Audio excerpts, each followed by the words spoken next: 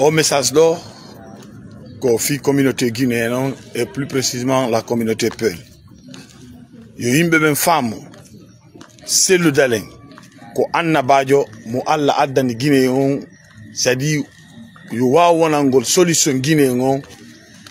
e nder tampereji dibe lorri e nder duubi heewdi kono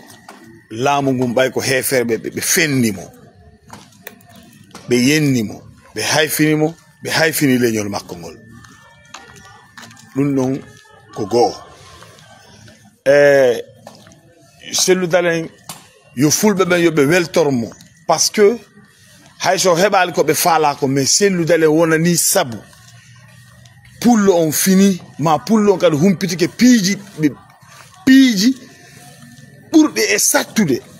piiji ɓurɗi e moƴƴugol ɓurɗi moƴƴangol hay laamu parce que ɗa way laamade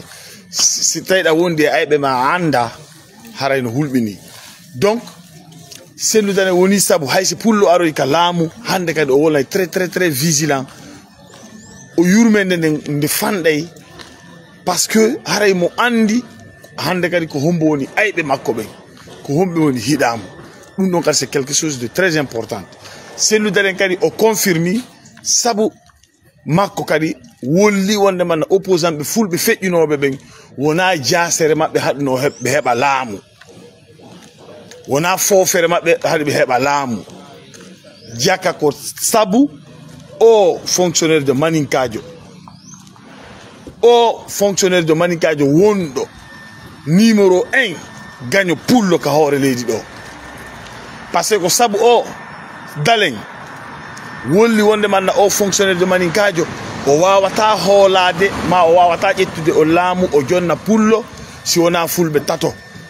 pullo mo ala mo yiyata e pullo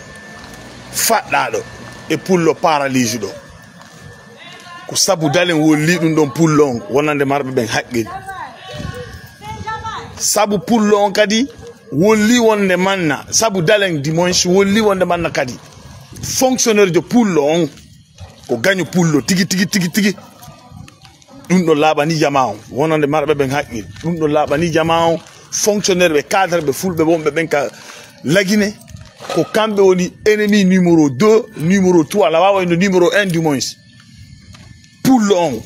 yo laamu sabu Dalein ɓangina ni jama on kadi ɓe ɗumaɓe grand commerçant ɓe lagine ko grand commerçant ɓe lagine o wolliɓe ɓe ala hay nafa hay fus o wolli ɓe kadi no jeyayɓe maɓɓe ɓen donc haray komi wawata wolangol kala pullo ka wonɗo ko yo weltano Dalein sabu makko ko ɓangini ɗin jikkuuli ɓe bomɓe ayɓe men ɗum ɗon tun ko buy ɗum ɗo yoni o durant de lutte makko 15 années ɗo haray wonde manna ɗum ɗon meɗen remercie mo meɗen weltanimo meɗen weltorimo si Allah noon addi annabajo jama on yeddimo ɓe waɗi kamɓe ko ɓe faala kon o addu e kadi goɗɗo goo yo ɗum laaɓan jama o yo ɗum woni pellet par ce que oɗo ko ari piiji buyi humpitama hande kadi jiɓanaki hay goto wonande faalaɓe ɓen yiwde gonga kam min komi wata wolangol message o message komi wata yoddi ɗo kala pullo Fouta Dalein himo doit waɗanede monument Fouta par ce que c'est une légende on famude oɗo o fempike c'est-à-dire leggal makko gal fuɗi e ɓernde kala pullo fuɗi e ɓernde kala guinéjo kadi parce que hiɓe andi gonga kan Dalein ko aaden ko kanko ko kelɗo ko aaden kankal gon solution la Guinée parce que no wodi no piiji ɗi reweteɗi fi yo wawi heɓade mais mo dandi ɗum ɗon jama o fi wata yimɓeɓe yo yeebo yo webki maɓɓe ɗum perdu ɗum ɗon ko kala guinéjo donc haray wonde manna jama no doit fiɓude mais plus précisément yimɓe makko ɓen ɓe waɗana mo monument hara ko nder Fouta Jalon fi oɗo o wolete ha ñande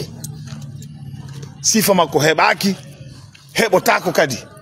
e tellema domaine makko haray ko nomi wawi yewde wassalam yo Allah waɗu barki e dalen yo Allah waɗu barki e dalen har kadi ko ɓernde laaɓunde ko mbewno yewtude ko ɓernde laaɓunde yo Allah waɗu barki e dalen